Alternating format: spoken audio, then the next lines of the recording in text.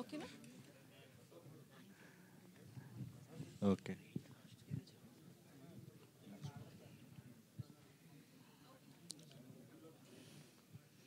Yeah Chowdary గారు. Perfectionist.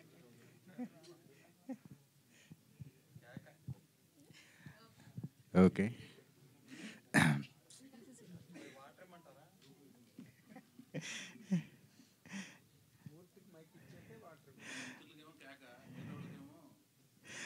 Yeah Chowdary గారు ఎక్కడండి? నమస్తే అన్న. నమస్తే అండి. మీరు నందమూరి అభిమానిగా మీ కెరీర్ అంతా కూడా ఉంది. మీరు మేకర్గా సినిమాలు తీసి సక్సెస్ అయింది అంటే ఇది యాదృచ్ఛికం ఏంటో తెలియదు. చంద్రబాబు నాయుడు గారు సీఎంగా ఉన్నప్పుడే మీ కెరీర్ అనేది చాలా పీక్స్లో ఉంది. మళ్ళీ ఆయన సీఎం అయ్యారు, మళ్ళీ మీరు సినిమాల్లోకి వస్తున్నారు. సో ఏంటి దీని గురించి ఏమంటారు ఫస్ట్? అవన్నీ యాదృచ్ఛికం అని మీరే చెప్పారు కదా సార్. అట్లా అనుకోవటంలో ఆనందం ఉంది, మీకు ఉంది ఆనందం ముందు. నాకేమో ఏదైనా కష్టపడకపోతే ఏది రాదండి. అక్కడ ఆయన ఎంతో కష్టపడతారు, ఓడిపోయిన వాళ్ళు కష్టపడతారు, గెలిచిన వాళ్ళు కష్టపడతారండి. నేను ఫ్లాప్ అయిన ప్రాజెక్టులకి కష్టపడ్డాను, గెలిచిన ప్రాజెక్టులకి అంటే సక్సెస్ఫుల్ ప్రాజెక్టులకి అంతే కష్టపడ్డాను. సో క్వైట్ కామన్ అండి. నాకంటే వేరే అలవాట్లు లేవు. సినిమా అంటే పిచ్చి, కష్టపడుతుంటాను. అందులో సొంత ప్రాజెక్టులు కదండి, ఫ్లాప్ అయినా డబ్బులు పోతుంటాయి. సో కష్టపడి పోగొట్టుకోవాలని ఉండదు కదా. దశాబ్ద కాలం ఆల్మోస్ట్ 2015 తర్వాత మళ్ళీ మీరు సినిమా చేయలేదు. ట్రెండ్ మారిపోయింది, బడ్జెట్లు మారిపోయినాయి, పెరిగిపోయినాయి. సో ఇదంతా అనలైజ్ చేసుకుంటే ఇప్పుడు సినిమా తీసే విషయంలో మీరు మీ మేకింగ్ స్టైల్ కూడా మార్చుకోవాల్సిన అవసరం ఉందో? ఆ స్టైల్లోనే మీరు సినిమా దిగిపోతున్నారు ఎట్లాగా? అంటే నేను 1983లో మద్రాసు ట్రావెల్ చేశాను. అప్పటి నుంచి సొసైటీ వదిలేశాను. అంటే మీరు అనుకున్న సొసైటీ అంటే ఆంధ్రప్రదేశ్ని వదిలేసి తమిళనాడు వెళ్ళిపోయాం. ఏకంగా స్టేటే మారిపోయాం. కానీ సినిమాలు చూస్తూనే ఉన్నాం. కానీ నేను ఎప్పుడు డైరెక్టర్ అయ్యాను? 98లో అయ్యాను. సక్సెస్ఫుల్ సినిమాలు ఇచ్చాను కదా. ఇప్పుడు 2006 వరకు మీరు అనుకున్న దశలో వరుసగా 6 హిట్లు ఇచ్చాను కదా. సొసైటీకి దూరంగా ఉన్నప్పుడు ఇచ్చాం కదా.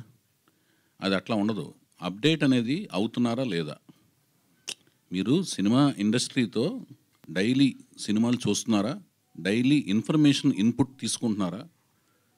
దాంతో మీ సెన్సిబిలిటీస్తో రియలైజ్ అవుతున్నారా లేదా అనే దాని మీద మనిషి యొక్క అప్డేషన్ ఉంటుంది. ఇప్పుడు ప్రతి వ్యక్తి సినిమాలు చూస్తుంటారు, చూసిన ప్రతి ఒక్కరు డైరెక్షన్ చేయలేరు. అప్డేషన్ అయ్యాం కదా అనుకుని సినిమా స్క్రిప్ట్ ఇస్తే మళ్ళీ పాత రకంగా ఆలోచించవచ్చు. అప్డేషన్ అయిన దానికి క్రియేషన్కి చాలా తేడా ఉంటుంది. సో దానికి దీనికి సంబంధం లేదు. నేను 83లో మద్రాసు వెళ్ళిపోయానంటే సమాజం ఈ లెక్కలో సమాజానికి దూరంగా ఉన్న తర్వాత 13 ఏళ్ళ తర్వాత డైరెక్టర్ అయ్యాను. సక్సెస్ఫుల్ ఫిల్మ్స్ ఇచ్చాను బట్ అక్కడ అన్ని సినిమాలు చూసేవాళ్ళం, మలయాళం, తమిళం, అన్ని సినిమాలకి. ఇప్పుడు మేము డైలీ ఐమాక్స్ దగ్గర మీకు కనపడుతున్నాయి కదా. మీరన్నా మిస్ అవుతారు. నేను అన్ని సినిమాలు అక్కడికి వచ్చి నేను, నా వైఫ్, వీలైతే మా పిల్లల్ని కూడా స్కూల్ మానిపించేసి తీసుకొస్తాం. సినిమా ఏ భాష అయినా చూసేస్తానండి. అది చౌదరి అయితే అవుతున్నాను. చౌదరి గారు అన్నా, రే నుండి కోలుకోవడానికి ఎన్నాళ్ళు సమయం పట్టిందా మీకు? కోలుకోవటం అనేది తీసుకున్న దెబ్బను బట్టండి. కోలుకోవటానికి సమయంకి ఎందుకు తేడా ఉంటుందంటే, దెబ్బ తగిలింది, అంతకుముందు కూడా తగిలింది దెబ్బలో. రేయికి ఒక్కదానికి ఎందుకు అడిగారు? అంతకుముందు తగిలిన దెబ్బలు కూడా. కానీ ఇంత గ్యాప్ తీసుకోలేదు అప్పుడు. అది మీకు కనపడుతుంది. గ్యాప్ను బట్టి మీరు ఎక్కువ దెబ్బ తగిలిందని మీరు అనుకుంటున్నారు. మీరు ఎందుకు అనుకుంటున్నారు మీరు చెప్పాలి. అంటే గ్యాప్ రావడానికి వేరే కారణాలు చాలా ఉన్నాయి. అవన్నీ ఏంటంటే సినిమా రిలేటెడ్ కాదు. అది సినిమా రిలేటెడ్ కాదన్నది. అంటే గ్యాప్ తీసుకోవటం సినిమా రిలేటెడ్ కాదు. మధ్యలో రెండేళ్ళేమో కరోనా వలన సినిమా ఫీల్డ్లో స్తబ్దతగా ఉంది. ఆ కరోనా టైంలో కూడా ఆల్రెడీ రన్నింగ్లో ఉన్న ఫిల్మ్స్ తర్వాత 1.5 2 years పట్టింది. ఆ టైంలో నేను సినిమా స్టార్ట్ చేయలేదు కాబట్టి దానివల్ల 4 ఏళ్ళు సినిమాలు ఎవరు తీయలేదు. కరోనా టైంలో తీయని వాళ్ళందరూ కూడా 4 ఏళ్ళు ఆగిపోయారు. అది 4 ఏళ్ళు తీసేయచ్చు. నేను రేయి వలన రేయి తర్వాత 4 ఏళ్ళు గ్యాప్ ఉంది. అందులో 2 ఏళ్ళు గ్యాప్ జెన్యూను, 2 ఏళ్ళేమో నేను అదే రేయి సినిమా ఎఫెక్ట్ 2 ఏళ్ళు ఉంటుంది, 1.5 2 years. నాకు సినిమాకి 2 years గ్యాప్ జనరల్ కావాలి. నేను రెడీ అయ్యాను, రెడీ అయ్యే టైంకి కరోనా వచ్చింది. అంటే ఇప్పుడు ఎన్నాళ్ళ నుండి కథానాయకుడిని వెతుకుతున్నారు మీరు? కథానాయకుడిని రేయికి ముందు, కరోనాకు ముందు నుంచి. కరోనాకు ముందు అంటే దాదాపు 2018 ఎండ్ నుంచి ఎదుగుతున్నాను. అంటే అప్పటికి మీ దగ్గర కథ ఉందా? కథ ఉంది. కథలోని రూపాలు మారుతుంటాయి. కథ వాళ్ళు అనుకున్నాను అనుకోండి, ఇప్పుడున్న కథకు కూడా రేపెల్లుండు దానిలోని చేంజెస్ చేసుకుంటూ ఉంటాం. ఇప్పుడు కేజీఎఫ్ సినిమా వచ్చిందండి. కేజీఎఫ్ అనేది ఒక ట్రెండ్ అనుకుంటే నెక్స్ట్ కాంతార కథ వచ్చి మీకు చెప్పాను అనుకోండి, మీరే ప్రొడ్యూసరు. మా కేజీఎఫ్ టైంలో కాంతార కథ చెప్తున్నాడు ఇంటర్వ్యూడు, పూనకం అంటున్నాడు, అడవిలోకి వెళ్ళి మాయమైపోతాను అంటున్నాడు. ఎలా చూస్తారు ఈ సినిమా? వీడి కదా పిచ్చి పట్టింది అనేసి మీరు ఒప్పుకోరు. అది అక్కడ కేజీఎఫ్ ట్రెండ్లో ఉంటే కాంతార లాంటి కథ చెప్పి మనుషులు ఈ రోజుల్లో మాయమైపోవటం ఏంటి? అడవిలోకి వెళ్ళి పిచ్చి పట్టింది ఇలాంటి కథలు చెబుతున్నాడు అనుకుంటారు. కానీ థియేటర్లో కూర్చొని చూస్తేనే దాన్ని ఊహించలేరు. ఇన్వెస్టర్ దాన్ని ఊహించలేడు. డైరెక్టర్ కెన్ ఇమాజిన్, ఆ తర్వాత ఇన్వెస్టర్ కెన్ ఇన్వెస్ట్, లేకపోతే డైరెక్టర్ కెన్ ఓన్లీ ఇన్వెస్ట్. నా సినిమాలకు ఎక్కువ శాతం నేనే ఇన్వెస్టర్, నేనే క్రియేటర్. మీరు పరిచయం చేసిన హీరోలు, మీరు పనిచేసిన హీరోలు ఇప్పుడు మంచి పొజిషన్లో ఉన్నారు. రామ్ గారు కానీ, సాయిధరం తేజ్ గారు కానీ, నాగార్జున గారు కానీ, వాళ్ళని ఎవరిని అప్రోచ్ అవ్వకుండా మళ్ళీ 10 years తర్వాత కొత్త హీరోతోటే మళ్ళీ చేయడం అన్నది చిన్న రిస్క్ ఫ్యాక్టర్ అవుదా? నేను ఫస్ట్ ఫిలిం నుంచే నాగార్జున గారు ఇందాక ఇచ్చిన స్పీచ్లోనే నాగార్జున గారు అవకాశం ఇస్తానన్నప్పుడు నాకు కొత్త హీరో కావాలన్నాను. ఐ వాంట్ టు, అంటే నేను దానికి ఇన్వెస్ట్మెంట్ కూడా ఆ లోపల ఆ క్యారెక్టరిస్టిక్స్ నాలో డెవలప్ అవడానికి మెయిన్ కారణం ఎన్టీ రామారావు గారండి. మాకు భయం ఉండదు, ఆత్మవిశ్వాసం ఉంటుంది. ఇవి చాలామంది డైరెక్టర్స్ ప్రూవ్ చేశారు. మా ప్రొఫెషన్లో ఉన్నప్పుడు ఏమవుతుందంటే, ఇప్పుడు విశ్వనాథ్ గారు ఉన్నారు, శంకరాభరణం కథ, అక్కడ ఆయన ఇన్వెస్టర్ కాదు, ఓన్లీ క్రియేటర్. ఇన్వెస్టర్ వచ్చి ఏడిది నాగేశ్వరరావు గారు. శంకరాభరణం కథ రాసుకున్నప్పుడు అప్పుడు ఎవరిని పెట్టాలండి ఆ టైంలో ఆ పాత్రకి? శంకర శాస్త్రి గారి పాత్రకి జనరల్గా డైరెక్టర్ ఏం ఆలోచిస్తారు? రామారావు గారిను, నాగేశ్వరరావు గారిని లాంటి వాడిని పెట్టాలనుకుంటారు. మంజు భార్గవ్ గారి క్యారెక్టర్ని ఎవరిని పెట్టాలనుకుంటారు? అప్పుడు ఇంకో ఏదో ఫెమిలియర్ క్యారెక్టర్ని ఎవరిని పెడదాం అనుకుంటారు. మంజు భార్గవ్ గారికి అప్పుడు మలయాళం సినిమాల ద్వారా వేరే ఇమేజ్ ఉంది. ఆవిడని దిగొచ్చి ఆ ప్రముఖ క్యారెక్టర్లో ఆవిడకు ఒక సంగీతం పట్ల, సాహిత్యం పట్ల ఒక మక్కువ ఉన్న క్యారెక్టర్ కింద పెట్టారు ఆవిడని. ఓకేనండి. శాస్త్రి గారి కిందేమో, అదే శంకర శాస్త్రి గారి కిందేమో ఒక పెద్ద హీరో దగ్గరికి వెళ్లకుండా ఒక కొత్త అతను దిగుచ్చి పెట్టారు. దానికి ఏంటంటే డైరెక్టర్కు ఉన్న శక్తి, ఆత్మవిశ్వాసంతోనే ఆ స్క్రిప్ట్ నేను ఆ పోర్ట్రేట్ చేయగలిగిన శక్తి ఉంటుంది. నాకు అసలు ఏమీ భయం లేదండి, ఇన్సెక్యూరిటీ లేదు. ఇన్సెక్యూరిటీ లేనప్పుడే, అంటే ఇప్పుడు వెళ్ళిపోయి అతను వెళ్ళి అడిగేద్దాం, నేను క్రియేట్ చేసిన రామ్ దగ్గరికి వెళ్ళి అడుగుదాం, అలాగే ఆలోచన రాదు నాకు. మరి ఆ ఇన్సెక్యూరిటీ లేనప్పుడు ఎన్టీఆర్ ఫ్యామిలీ నుంచి తెచ్చుకోవడం, ఎన్టీఆర్ బ్యాన్ రైడ్ చేయడం ఎందుకు? నేను వెతుకుతున్నా కొత్త హీరోని ఎవరైనా తీసుకురావచ్చు. అదేనండి, మీరు అడిగేది ఏంటంటే అతనే ఎందుకు అని మీకు ఫీలింగ్. నేను చెప్పేది ఏంటంటే లేదు, ఆత్మవిశ్వాసం లేదు. అంటే మీకు ఏంటంటే నాకు నచ్చకపోతే ఇతనే తీసుకొని అంటున్నా. అది కాదు సార్, ఆత్మవిశ్వాసం ఉన్నప్పుడు ఒక కొత్త వేరే మీకు చేసి చూపించే కదా. ఇప్పుడు ఆదిత్య ఓం ఉన్నాడు, ఉత్తరప్రదేశ్ అతను, నాకు తెలియదు, 1 year బ్యాక్ తెలుసు నాకు. అతను 1 year బ్యాక్ అతను వేరండి. I promise and I swear అండి, you can enquiry check with Aditya Om also. నేను హీరోయిన్ కోసం వెళ్తే అతను కనపడ్డాడు నాకు. ఇది వెరైటీగా ఎనర్జెటిక్గా ఉన్నాడే, ఫంకీ స్టైల్లో చాలా బాగున్నాడు. నాకు సుష్మా కౌల్ దగ్గర ఆ హీరోయిన్ పంపించమంటే ఇతను కూడా పంపించింది, బాగున్నాడు. అతను ఫాదర్ మదర్ ఎవరో నాకు తెలియదు. నేను లాస్ట్ 1 year బ్యాక్ తెలుసుకున్నాను, ఐ స్వేర్. సో వాళ్ళ ఫాదర్ అంట ఒక IAS officer, mother Samajwadi MLA అంట, నాకు తెలియదు. But he's highly dedicated. Aditya Om highly dedicated, highly determined. ఎంత రేంజ్ కంటే ఆ పొజిషన్ ఎప్పుడు చెప్పలేదు. బాంబేలో ట్రైన్ ఎక్కి, నేను ఫస్ట్ ఫిలింకి అలాగే నేనేమి ఫెసిలిటీస్ ఇవ్వనండి, జస్ట్ ట్రైన్ ఎక్కి లీ ప్యాలెస్లో షూటింగ్, ట్రైన్ ఎక్కి వచ్చాయి, బేగంపేటలో దిగిపో, డైరెక్ట్గా షూటింగ్కి వచ్చాయి, ట్రైన్లోనే స్నానం చేసి వచ్చాయి, ట్రైన్లో స్నానం చేసి వచ్చాడు. నాకు 1 year బ్యాక్ తెలిసింది. నేను ఇప్పుడు మీరు అడిగే ప్రశ్న ఎలా ఉందంటే అన్నగారు, నా జర్నీ చూసి తెలిసి కూడా అడుగుతున్నారు మీరు. అది నాకు కొంచెం, అంటే నేను చెప్తాను. ఇప్పుడు హరికృష్ణ గారు ఇప్పుడు లాహిర్ లాయర్ అయిందా? ఒక నిమిషం వినండి అన్న వినండి. లాహిర్ లాయర్ అయిన తర్వాత అది 7th class పబ్లిక్ ఎగ్జామ్, ఓకేనండి. తర్వాత 8th 9th రిలీఫ్ ఉంటుంది, 10th మళ్ళీ పబ్లిక్ ఎగ్జామ్ కదా జనరల్గా. 7th అయిన వెంటనే మళ్ళీ యాసిడ్ టెస్ట్ అవడానికి పెట్టుకుంటాడండి. 48 ఏళ్ల వయసులో హరికృష్ణ గారిని ఒక్క నిమిషం అండి, సిమ్రన్ గారిని పక్కన పెడితే, ఒక్క నిమిషం, సిమ్రన్ గారు సౌందర్య గారిని హీరోయిన్లుగా పెట్టి కమర్షియల్ సినిమా టైంలో పెద్ద హీరోని పెట్టి ఆయన పెట్టుబడి పెట్టరుగా సినిమాకి. నేను చేస్తాను, నా క్యారెక్టర్ ఎస్టాబ్లిష్ అయిన చేసుకున్న తర్వాత కూడా నందమూరి వంశం దగ్గరికి ఎందుకు వెళ్తానంటే అతను నచ్చాడు, బాగున్నాడు కాబట్టి వెళ్తున్నాను. ఇప్పుడు అతను ఇంకొక నిమిషం అండి అన్న, అతను డైరెక్ట్ వారసుడు కూడా కాదు. డైరెక్ట్ వారసుడు అయితే సాలబిలిటీ వేరేగా ఉంటుంది, అర్థమైందండి. ఇప్పుడు మీరు ఇప్పుడు ఒక హీరో అనుకోండి, మీ హీరోకి డైరెక్ట్ కొడుకు సాయిధరం తేజు రామ్ చరణ్ కాదు, ఓకేనండి. మన ఈయన పేరేంటి, ఇప్పుడు మేము పరిచయం చేసే అతను డైరెక్ట్గా ఒక హీరో గారు డైరెక్ట్ కొడుకు కాదు. వాళ్ళకు వేరే సాలబిలిటీ ఉంటుంది, ఇతనికి వేరే సాలబిలిటీ ఉంటుంది. ఇతనికి యాంటిసిపేషన్ వేరేగా ఉంటుంది, వాళ్ళకి వేరే యాంటిసిపేషన్ ఉంటుంది. అర్థమవుతుందా మీకు?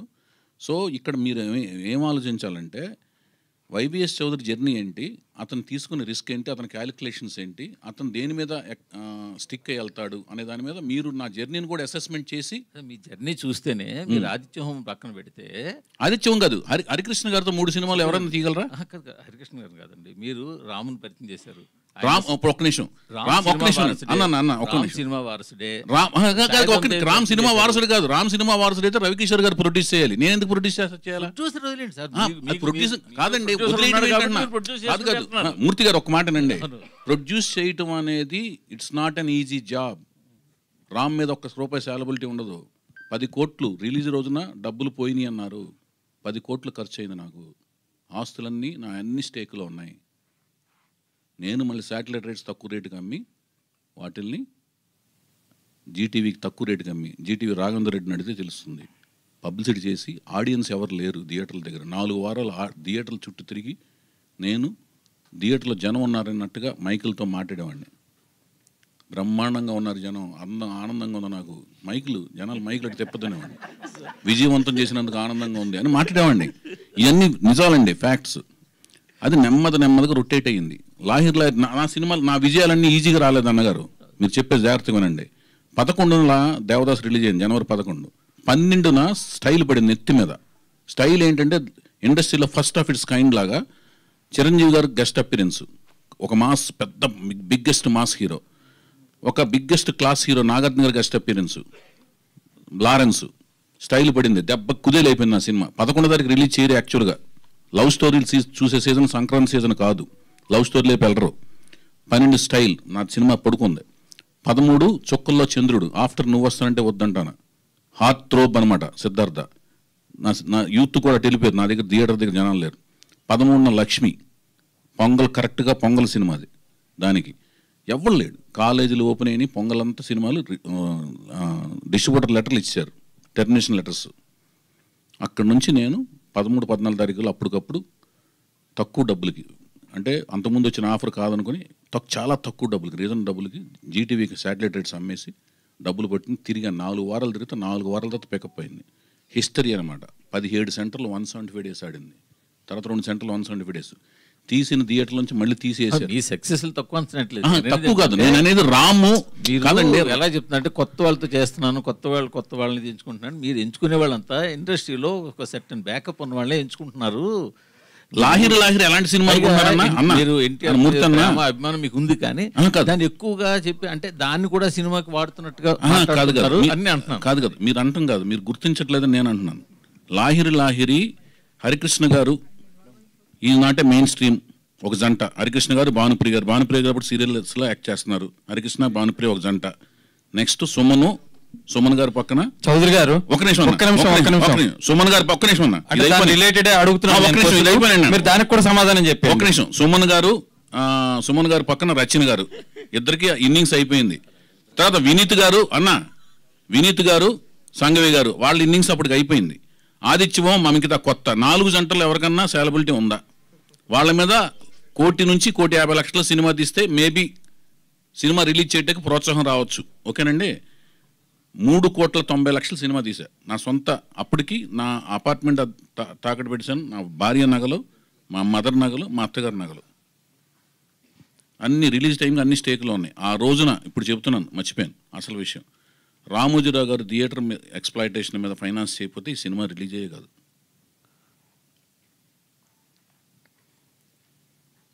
నేనన్నీ ఏటుకి ఎదురీది చేసిన యుద్ధాలే. చావుకి మనం భయపడకూడదు, చావే మనం చూసి భయపడాలి. మందుని వేసుకుని దొనపోతలా తిరగడం కాదు. అది కానీ అన్నీ నేను నా క్యారెక్టర్లోంచి వచ్చే డైలాగ్ లాయర్లో. నా తల్లిదండ్రులు క్షేమంగా ఉన్నారంటే ఏమరపాటు నా కళ్ళకు మైకం కమ్మవచ్చు. వాళ్ళు ప్రమాదంలో ఉన్నారంటే నా కంటి పాప పెద్దదవుతుంది, లోకం అంతా పెద్దగా కనపడుతుంది, జాగ్రత్త పెరుగుతుంది. రెండురా అంటాడు చూడండి, అది నా డైలాగే. 100 మంది వెళ్ళి ఒక్కడిని చంపడం కాదురా సీమ సంస్కృతి, ఒక్కడే 100 మందికి సమాధానం చెప్పడం. మొదటి తిన్నాళ్ళు మీరు చేశారు, రెండోది నేను చేసి చూపిస్తా. ఇవన్నీ ఏంటంటే క్యారెక్టరిస్టిక్స్. మనిషి అంటే ఊరికినే నాకేం అలవాట్లు లేవండి. చెప్తున్నాను, మీరు చెప్పండి అన్న. ఇప్పుడు ఆయనదే నేను ఇంకో రకంగా అడుగుతున్నాను. అడగండి. కొత్త టాలెంట్ అన్నారు మీరు. కొత్త టాలెంట్, మీరు ఎంత కొత్త టాలెంట్ అన్నా కూడా నందమూరి క్లాన్ అనేది ఒకటి ఉంటుంది వెనకాల. ఆ నందమూరి తారక రామారావు లేదా నందమూరి హరికృష్ణ గారు లేదా ఇంకో నందమూరి అనేది ఉంది.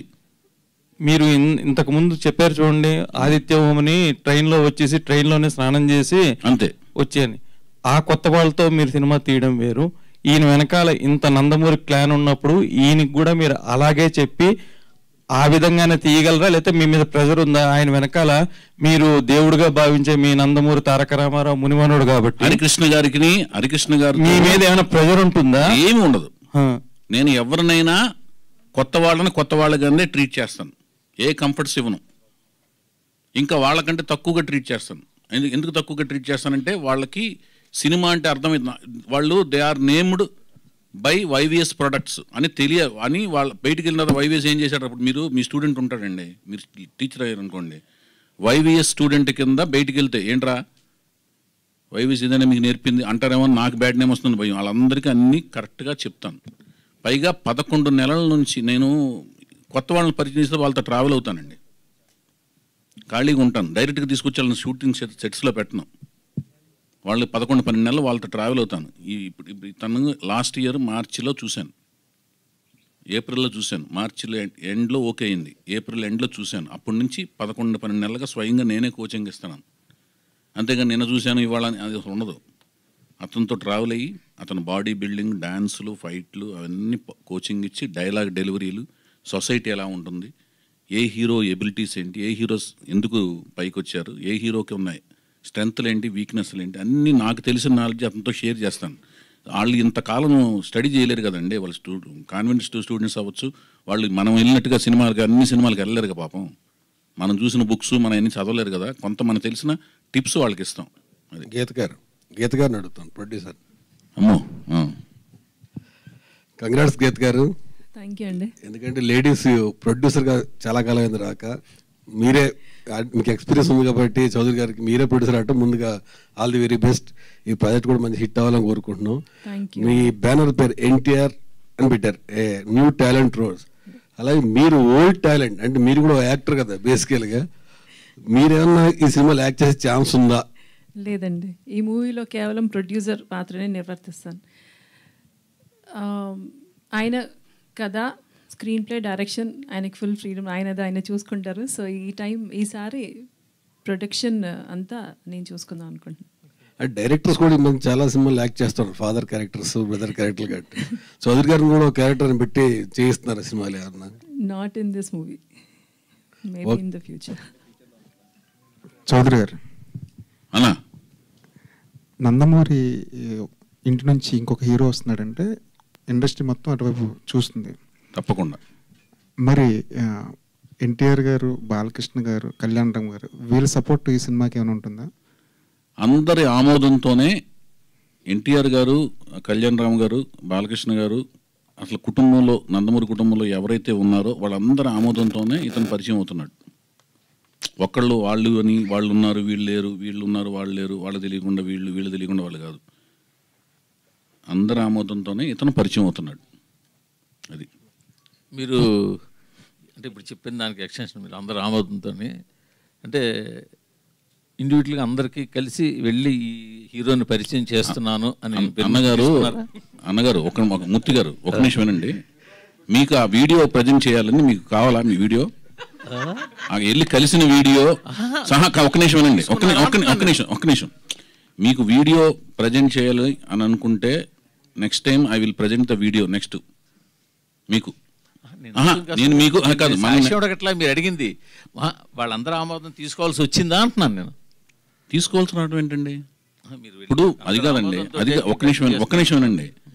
ఇప్పుడు మీ ఇంట్లో 4 కుటుంబ సభ్యులు ఉంటారండి. మీ 4 కుటుంబ సభ్యులు ఫెమిలియర్, మీ ఇంట్లో 4 కుటుంబ సభ్యులు ఉన్నారు, 4 ఫెమిలియర్ అనుకోండి. మీ అబ్బాయిని ఇంకోళ్ళకి ఇచ్చి పెళ్లి చేస్తున్నప్పుడు మీరు 4కి ఒక మాట చెప్పి ఇలా చేస్తున్నారని చెప్పుకోవటం ఆనవాయితీ. మీ 4లో ఒక ఆనవాయితీ ఉన్నప్పుడు ఈ అబ్బాయికి పెళ్లి చేస్తున్నానండి అని మీ 4 చెప్పుకుంటారు, చెప్పరా మీరు?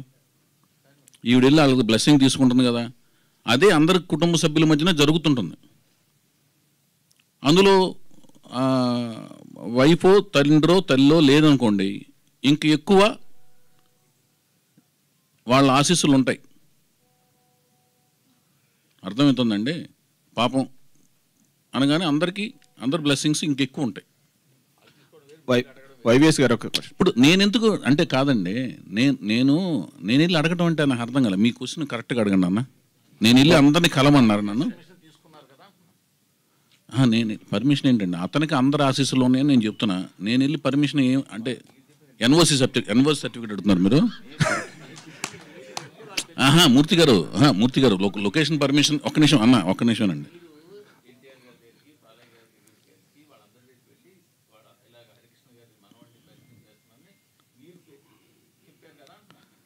వాళ్ళ ఆశీస్సులు ఆయనకు ఉన్నాయి సార్. నేను వాళ్ళ ఆశీస్సులు, అతను హీరో అవటానికి ఆశీస్సులు ఉన్నాయి. తర్వాత ప్రతి సినిమాకి వెళ్ళి డైరెక్టర్ వెళ్ళి అందరికీ ఇప్పుడు అలా తీసుకోరు సార్. అతను హీరో అవటానికి వాళ్ళ ఆశీస్సులు ఉన్నాయి, నటుడు అవటానికి ఆశీస్సులు ఉన్నాయి.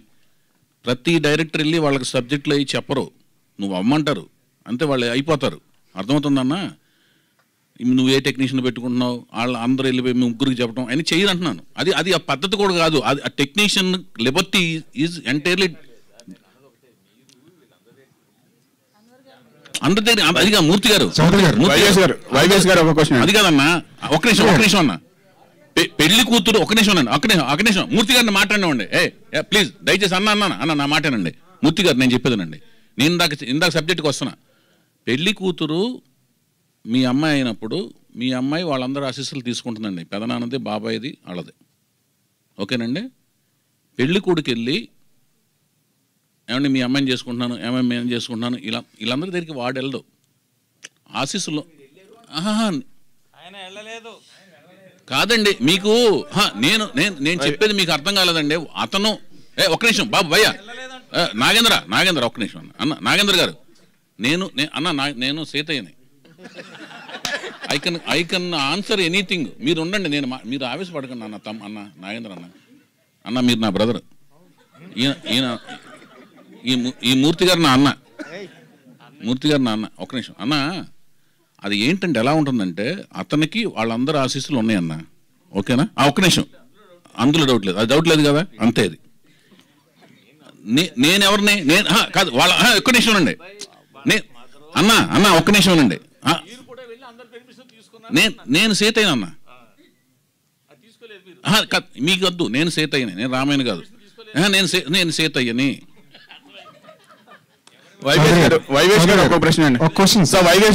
చౌదరి గారు, ఇలాగా ఇండస్ట్రీలో చాలా మంది టీడీపీ సపోర్టర్స్ ఉన్నారు, అందులో మీరు కూడా ఒకరు. మీకు ఏం కావాలి చెప్పండి. సరే, మీకు సినిమా మీద కాదు, మీకు మీరే పార్టీ చెప్పండి. Cinema industry. మీరే పార్టీ? Cinema party sir. మరి నా పార్టీని మీరు ఫిక్స్ అయ్యాక మీరెవరు? మీకేం అధికారం ఉంది? మీరు మొన్న ఎవరు కొట్టేశారు? అది చెప్పకూడదు కదా సార్. మరి మీరు ఎందుకు నా గురించి మీరు ఎలా చెప్తారు? నా గురించి మీరు ఎలా చెప్తారన్నా? సరే, క్వశ్చన్ అడుగుతాను. అప్పుడు పార్టీకి అతీతంగా సినిమా గురించి అడగండి అన్న. సరే చెప్పండి. ఇండస్ట్రీలో చాలా మంది టీడీపీ సపోర్టర్స్ ఉన్నారు. ఇప్పుడు ఏపీలో తెలుగుదేశం పార్టీ అధికారంలోకి వచ్చింది. ఇప్పుడు ఇండస్ట్రీకి టీడీపీ నుంచి ఎలాంటి సపోర్ట్ కోరుకుంటున్నారు యాజ్ ఏ ప్రొడ్యూసర్గా? ఈ సినిమా గురించి ఏ ప్రశ్న అడిగినా నేను చెప్తానన్నా. మీరు సినిమాకి గురించి ప్రెస్ మీట్ కోసం వచ్చాం, దానికోసం ప్రత్యేకమైన ప్రెస్ మీట్ పెడతాం. అది నేను తెలుగు ఫిల్మ్ ప్రొడ్యూసర్స్ కౌన్సిల్ సెక్రటరీస్లో వన్ ఆఫ్ ది సెక్రటరీని. ప్రసన్న గారు మెయిన్ సెక్రటరీ, నేను షాడో సెక్రటరీ. దానికోసం ఒక ప్రెస్ మీట్ పెట్టి రెఫరెండం లాగా వెళ్తాం. అది ఏ గవర్నమెంట్ వచ్చినా, అది ఏ పార్టీ గవర్నమెంట్ వచ్చినా వెళ్తాం. వెళ్ళినప్పుడు రెఫరెండం వెళ్తాం.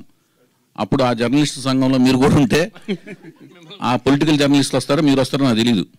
వచ్చినప్పుడు మీ ప్రశ్నకి క్లియర్గా చెప్తా. ఆ సమాధానం ఎలా ఉంటుందంటే, వర్షం పడినప్పుడు కారు మీద అద్దం మీద వైపర్స్ ఎలా క్లీన్ చేసుకుంటే వెళ్తే చూడండి, అంత క్లారిటీ ఉంటుంది మీకు. సరే, హీరో గురించి చెప్పారు, హీరోయిన్ గురించి చెప్పారు. అది ఎలాంటి జోనర్లో ఈ సినిమా చేయబోతున్నారు? అది 3వ ప్రెస్ మీట్. వీళ్ళిద్దరు చెప్పిన వెంటనే చెప్పిదనండి, అది 3వ ప్రెస్ మీట్. దానికి అయ్యే 3 ప్రెస్ మీట్లు అంటే ఖర్చు అవుతుంది కదా. 3వ Q&A ఖర్చులు అవుతాయి కదా అన్న, నాకే కదా శ్రమ. మీకు శ్రమ, మీరంతా రావాలన్నా అన్న. మూర్తి గారు, ప్రతి ప్రెస్ మీట్కి మీరు అందరు రావాలన్నా. మీకు నేను కోరుకునేది ఒకటే. వైవేష్ గారు ఒక ప్రశ్న అండి. వైవేష్ గారు అన్న, సార్ చౌదరి గారు చెప్పండి. గీత గారు, ప్రొడ్యూసర్ గీత గారికి ఒకసారి ఉండి. ప్రొడ్యూసర్ గీత గారిని, ఇందాక మీరు చెప్పారు న్యూ టాలెంట్ రోల్స్ అని చెప్పేసి. అయితే హీరోయిన్ కొత్త వాళ్ళని తీసుకుంటున్నారు అంటే నెక్స్ట్ సినిమా నుంచి హీరోయిన్ డైరెక్టర్ కూడా కొత్త వాళ్ళు వస్తారు, లేదా వైవేష్ గారే ఫిక్సా దానికి? లేదండి, కొత్త talent, new directors, new actors, character ఆర్టిస్టులు అందరూ చాలామందిని ఈ సంస్థ ద్వారా ఇంట్రడ్యూస్ చేద్దామని. న్యూ టాలెంట్ రోల్స్ అంటేనే we're trying to introduce as much of new talent. So అందరికీ అవకాశం ఉంటుందండి. చౌదరి గారు, అయితే యాక్చువల్గా ఇందాక మీరు చెప్పారు ఎన్టీఆర్ అని చెప్పి. ఆల్రెడీ ఎన్టీఆర్ గారు ఉన్నారు, జూనియర్ ఎన్టీఆర్, మళ్ళీ ఎన్టీఆర్. అంటే మరి ఈయనకైనా కొత్తగా ఏమైనా యాడ్ చేస్తారా? ఎన్టీఆర్ అనగానే మనకి తెలియదు కదా. అదేంటంటేనండి, 4వ తరం కొనసాగింపే అది. రామారావు గారు ఒక అదృష్ట రేఖను కొనసాగింపుగా జానకిరామ్ గారు బ్రెయిన్లో ఆ థాట్ ప్రాసెస్ని ఇచ్చేనట్టుగా నేను భావిస్తున్నానండి.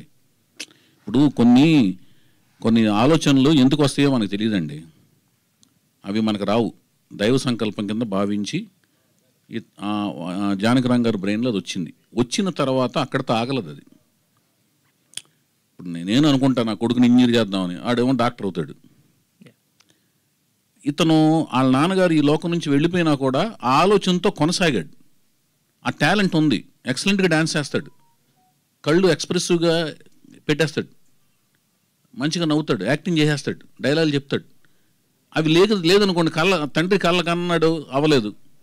ఇప్పుడు తండ్రి ఆ పేరు పెట్టుకున్నాడు, నా కంట్లో పడ్డాడు. నేను రకరకాలు తిరుగుతున్నానండి. నేను ఇతనే ముందు అనుకుని లేకపోతే వాళ్ళు వచ్చి నన్ను అప్రోచ్ అయ్యి మా అబ్బాయిని పరిచయం, ఇదేం ఫోర్స్ జరగలేదు కదా. ఐ వాజ్ నేను వెళ్తున్నాను, తిరుగుతున్నాను, చూశాడు, బాగుండిపోతే నేను చేయను. హరికృష్ణ గారు కూడా నేను పట్టాభిషేకం నుంచి నేను పోరుతున్నాను ఆయన యాక్ట్ చేయాలని. నేనేమి ఎవరికి ఫేవర్ చేయడానికి ఉండదండి. డబ్బులు కూడా నేను పెట్టాలి కదా సార్. నా ఇంకోళ్ళ డబ్బుల మీద వాళ్ళు వచ్చి నా డబ్బులు పెడతానని సినిమా తీయట్లేదు కదా. నా డబ్బులతో సినిమా తీస్తానే కదా. ఇంకో ప్రొడ్యూసర్ వచ్చి నన్ను సినిమా పరిచయం చేయట్లేదు కదా. ఇందాక మూర్తి గారు కూడా అడిగింది ఏంటి, వాళ్ళతో నేను తీస్తున్నా అంటే వాళ్ళు డబ్బులు పెడుతున్నారా? నేనే కదా డబ్బులు పెట్టి సినిమా తీసేది. డబ్బులు లాస్ అయితే నాకు అవుద్ది కదా. ఇప్పుడు సాయిధరం తేజ నా డబ్బులే కదండి, హరికృష్ణ గారని నా డబ్బులే కదా. అది చెప్తున్నా. నేను అడిగిన పేరు అనేది ఏంటంటే ప్రజలకి వాళ్ళకి అర్థమైన దాంట్లోంచి పేరు క్రియేట్ అవుద్దండి. ఏ ఫామ్లో పిలవాలి, పరిచయం చేసేటప్పుడు వాళ్ళకున్న పేరుతో పరిచయం చేస్తాం. వాళ్ళ నాన్నగారు పెట్టిన పేరు అది. దాన్ని ఎలా పిలవాలనేది ప్రజలు నిర్ణయిస్తారు, ప్రేక్షకులు నిర్ణయిస్తారు, నెట్వర్క్స్ నిర్ణయిస్తాయి. అతని పేరును పరిచయం చేయడమే మా బాధ్యత. అతని ప్రతిభను బట్టి ప్రేక్షకులు నిర్ణయిస్తారు, నెట్వర్క్స్ నిర్ణయిస్తాయి, మీలాంటి మహానుభావులు నిర్ణయిస్తారు. మహానుభావులు దాకా ఎందుకు లేను సార్. కాదు ఇప్పుడు మీకు వచ్చిన ఆలోచన ఉంది కదా, ఆలోచనలోంచి కొంతమంది దానిలోంచి ఆలోచించాలని నిర్ణయిస్తారు. అయితే ఇంకొకటి, ఇప్పుడు ఇంతకు ముందు మీరు మూర్తి గారు అడిగినా వేరే అడిగినా కూడా ఇప్పుడు ఏంటంటే వైష్ణవ్ తేజ్ గారిని ఇంట్రడ్యూస్ చేస్తున్నప్పుడు బుచ్చిబాబు సాయిధరం తేజ్ కాదు వైష్ణవ్ తేజ్ గారిని ఇంట్రడ్యూస్ చేస్తున్నప్పుడు బుచ్చిబాబు గారు చిరంజీవి గారికి కథ చెప్పారు. అలాగే సాయిధరం తేజ్ ఇంట్రడ్యూస్ చేసినప్పుడు మీరు పవన్ కళ్యాణ్ గారి దగ్గరికి వెళ్ళి చెప్పడం అనేది జరిగింది. ఆయన అవసరం లేదన్నారండి. అది అవసరం లేదన్నారు. చెప్పేదానండి, పవన్ కళ్యాణ్ గారు, హరికృష్ణ గారు, అదే నాకు కథ చెప్పాల్సిన పని లేదు, నీ మీద నాకు నమ్మకం ఉంది, నేను ఓన్లీ కథ చెప్పింది సీతారాముల కళ్యాణం అప్పుడు నాగార్జున గారికి, అది కూడా ఒక 10 to 15 minutes చెప్తుండగా ఇంకా అవసరం లేదు లేవయ్య అన్నారు. అదే సార్ నేను అనేది ఏంటంటే ఇక్కడ ఇప్పుడు ఈయనకి కేర్ టేకర్స్ కింద కొంతమంది ఉన్నారు. ఇప్పుడు నందమూరి జానకిరామ్ గారు అంటే ఇప్పుడు కళ్యాణ్ రామ్ గారు ఉన్నారు, అలాగే ఎన్టీఆర్ గారు ఉన్నారు. బేసిక్ ఏంటంటే మనం వారసుని ఇస్తామన్నప్పుడు ఇప్పుడు వైవిఎస్ చౌదరి గారు బాగా తీస్తారు సినిమాలు, ఓకే, బట్ ఎలాంటి సబ్జెక్టు ఏంటని తెలుసుకోవాలనేది జనరల్గా ఉంటుంది వాళ్ళు కేర్ టేకర్స్ కింద ఉన్నప్పుడు. ఒక పాయింట్ అన్నా చెప్పారు ఎవరికైనా, అంటే అందరి దగ్గరికి తిరగాల్సిన పని లేదు, కేర్ టేకర్ కింద ఉన్న వాళ్ళకి లేదా అట్లీస్ట్ వాళ్ళ మదర్కైనా ఒక పాయింట్ అనేది చెప్తాం కదా ఎవరికైనా. చెప్పకుండా మనం డైరెక్ట్గా ఇలా వైవిఎస్ చౌదరి గారు వచ్చారు సినిమా అంటే ఇచ్చారు కదా ఎవరు కూడా. ఎవరు నేను ఎవరికి ఏమి చెప్పి ఇంతవరకు నేను ఆ ఫస్ట్ చెప్పిన సీతారాముల కళ్యాణం తర్వాత ఇంతవరకు ఎవరికి కథ పాయింట్ ఇదని చెప్పి నేను సినిమాలు చేయలేదండి. కథ మొత్తం చెప్తాను, అందరికీ చెప్తాను, అందరికీ చెప్పాను. వాళ్ళైతే కండిషనల్గా ఎప్పుడు ఇది కథ, ఈ కథ చెప్తేనే మేము సినిమా అనేది ఎవరికి జరగలేదు. ఈ సినిమా కథ ఇప్పటి వరకు ఎవరెవరికి చెప్పారు? అందరికీ తెలుసండి. ఓకే, మొత్తం అంటే ఎన్టీఆర్ గారికి, కళ్యాణ్ రామ్ గారికి. మీకు ఏం కావాలి భయ్యా? ఇది ఎవరికి తెలుసు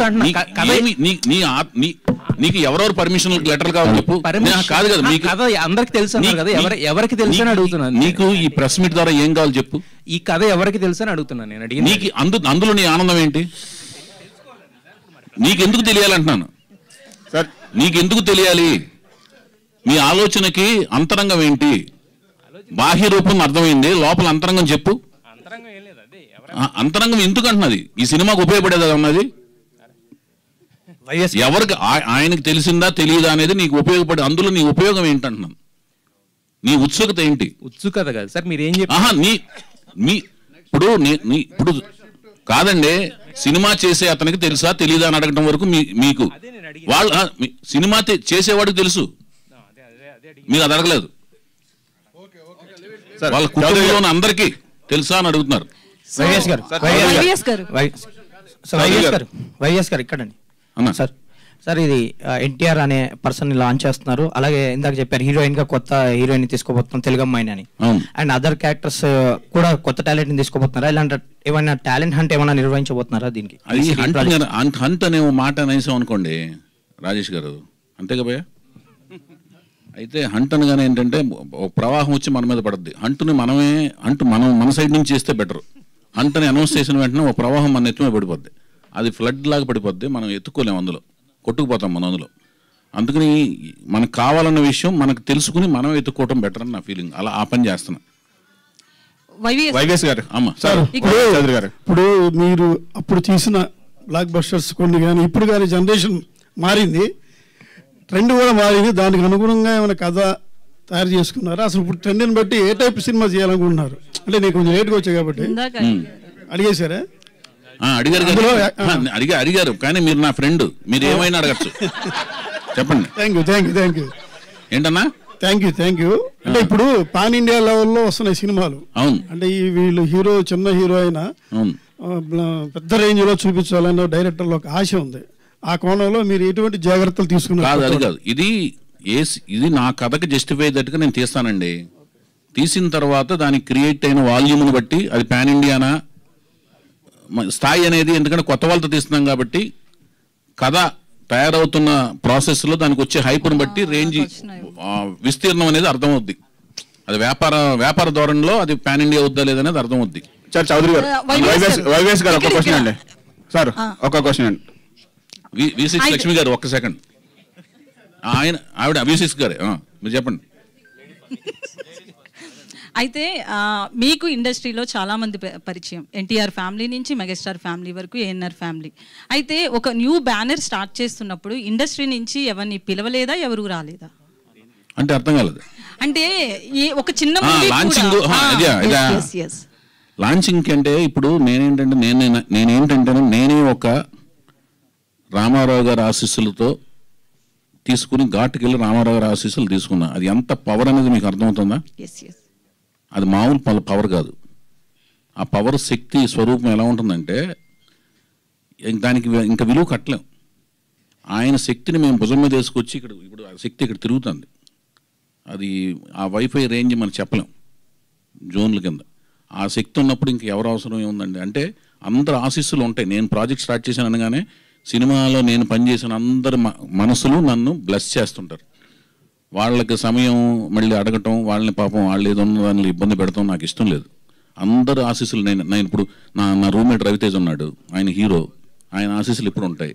నా మిత్రుడు మహేష్ బాబు ఉన్నారు, ఆయన ఎప్పుడు నేను బాగుండాలనే కోరుకుంటారు. నాగార్జున గారు అయితే ఆయన స్టూడియో ప్రొడక్ట్ని, బాలకృష్ణ గారు అభిమానిని గుడివాడలో ఉన్నప్పుడు రామారావు గారి కంటిన్యూషను, ఆయనతో పనిచేశాను. ఆయన ఎప్పుడు నా విషయసే కోరుకుంటారు, నా మంచే కోరుకుంటారు, ఆయన కుటుంబం కానీ ఆయన కానీ. ఇంకా మిగతా అందరూ కూడా మన నందమూరి వంశంలో ప్రతి ఒక్కరు కుటుంబ సభ్యులందరూ కూడా నా మంచితనం కోరుకుంటారు. ఇప్పుడు మా సినిమా కథానాయకుడు మంచితనమే కోరుకుంటారు, అతను మంచి జరగాలని కోరుకుంటారు. వాళ్ళందరూ విషయస్ ఉన్నాయి. పైగా ఇదేమో ప్రకటనే కదండి, సంస్థ ప్రకటనను అతను పేరు ప్రకటించే కార్యక్రమే కదా అది. సో మీరు ఇందాక హీరో గురించి చెప్తూ చాలా ఎస్టాబ్లిష్ చేశారు, ఎన్టీఆర్ ని చూసినట్లే ఉంటుందని చెప్పి. ఎన్టీఆర్ చూసినట్లు అనలేదండి. ఓకే, కళ్ళ గురించి కానీ బాడీ గురించి ఇట్లా చెప్పారు చాలాసేపు. సో అంటే ఆయన ఎప్పుడు పరిచయం చేస్తున్నారు, షూటింగ్ ఎప్పుడు మొదలవుతుంది? అది నేను నెక్స్ట్ ప్రెస్ మీట్లో 3 ప్రెస్ మీట్లు పెడతానండి. నెక్స్ట్ ప్రెస్ మీట్లో డెఫినెట్గా అతని చిత్రాన్ని ముఖ చిత్రాన్ని పరిచయం చేస్తాను, మనిషిని ముహూర్తం షాట్లో పరిచయం చేస్తాను.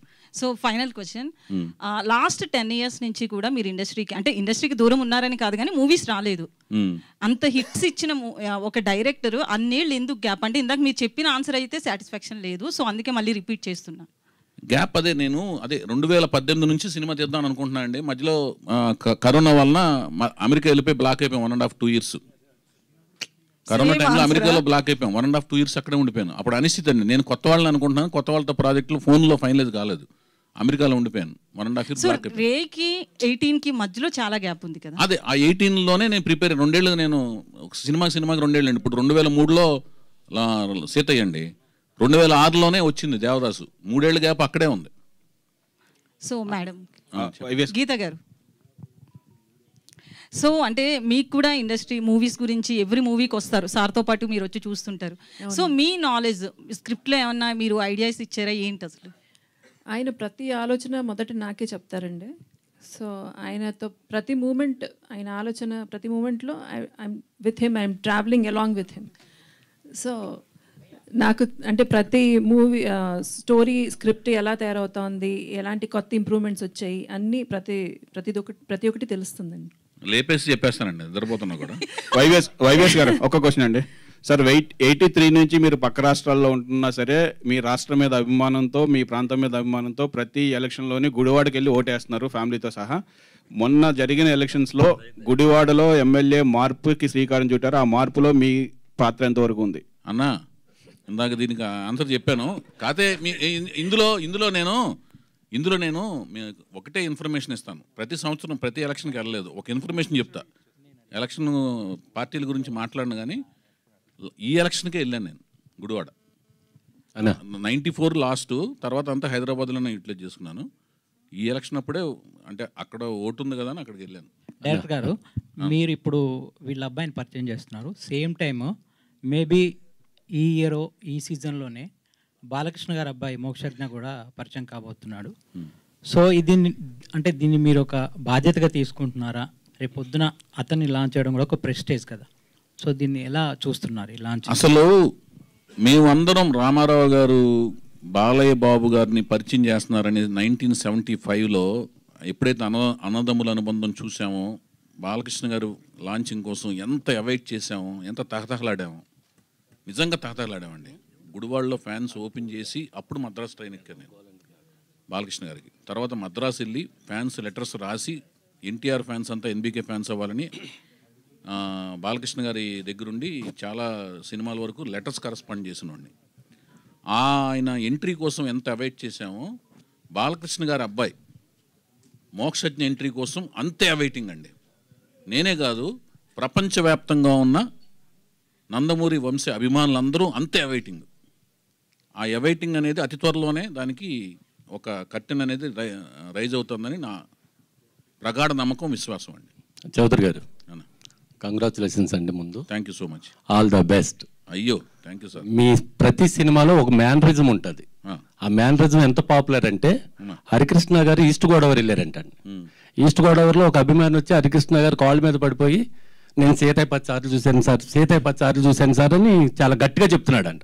ఆ పక్కన ఉన్న వాళ్ళు సర్లేరా వెళ్ళరా అంటే, లేదు నేను సీతయ్య 10 సార్లు చెప్పానంటే, హరికృష్ణ గారు అన్నారు అటు సీతయ్య చూశాడురా, ఎవరి మాట వినడు. అలా ఈ సినిమాలో కూడా ఏమైనా ఉంటుందా? ఎవరి మాట వినద్దు అనేది నా ఫస్ట్ ఆటోగ్రాఫ్ అండి. నాకు సీతారామ కళ్యాణం సినిమా మొదటి సినిమా తీసిన వెంటనే ఒక ఫస్ట్ వచ్చిన అభిమాని ఎవరైతే, సార్ మీ పాటలు బాగా తీశారు, సినిమా బాగా తీశారు, మీ ఆటోగ్రాఫ్ కావాలి సార్ అని ఒక అతను అడిగితే, నిజంగానే రియల్ లైఫ్లో ఎవరి మాట వినరు కాబట్టి ఎవరి మాట వినొద్దు అని నేను సంతకం చేయడం చేశాను. ఎవరి మాట వినొద్దు వైవిఎస్ చౌదరి అని. సీతయ్య సినిమా తీస్తున్నప్పుడు సీతయ్య అంటే సాఫ్ట్గా ఉంది, దానికి ఏదన్నా ఎలివేషను రగ్గుడ్నెస్ తీసుకురావాలంటే ఒక క్యాప్షన్ ట్యాగ్ లైన్ పెడితే బాగుంటుందనే ఉద్దేశంతో సీతయ్య ఎవ్వరి మాట వినడు అని నేను దాన్ని నా ఆటోగ్రాఫ్ని ట్యాగ్ లైన్ చేశాను. అక్కడ నుంచి మీరు అన్నట్లే అది పర్యాయ పదం అయిపోయింది. ఎవరి మాట వినట్లేదు అనుకో, వీడు సీతయ్యరా, ఒక అమ్మాయి వినట్లేదు అనుకో అదొక పెద్ద సీతమ్మరా, అట్లా అంటాం అనేది పర్యాయపదం అవడం, అది చూసినప్పుడు నాకు కొంచెం ఆనందం కలుగుతుంటుంది. అది థ్యాంక్ యూ బ్రదర్స్, మంచిగా అడిగారు, నన్ను చక్కగా సేఫ్ గార్డ్ చేశారు. ఈ సినిమా ఈ ప్రాజెక్ట్ అయ్యేంత వరకు నన్ను చక్కగా సేఫ్ గార్డ్ చేసిన ప్రపంచానికి పరిచయం చేయండి. నేను మంచి ప్రోడక్ట్ కష్టపడి తీస్తాను, నమ్మకంగా తీస్తానని మీకు ప్రామిస్ చేస్తున్నాను. కష్టమైతే పడతాను చాలా. So thank you YVS Chowdary గారు అండ్ గీత గారు, thank you so much and all the very best NTR 8 కి. అండ్ అతి తొందరలో ఈ బ్యానర్ లో మనల్ని పలకరించడానికి సినిమా వచ్చేస్తుంది. Brothers and sisters, thank you.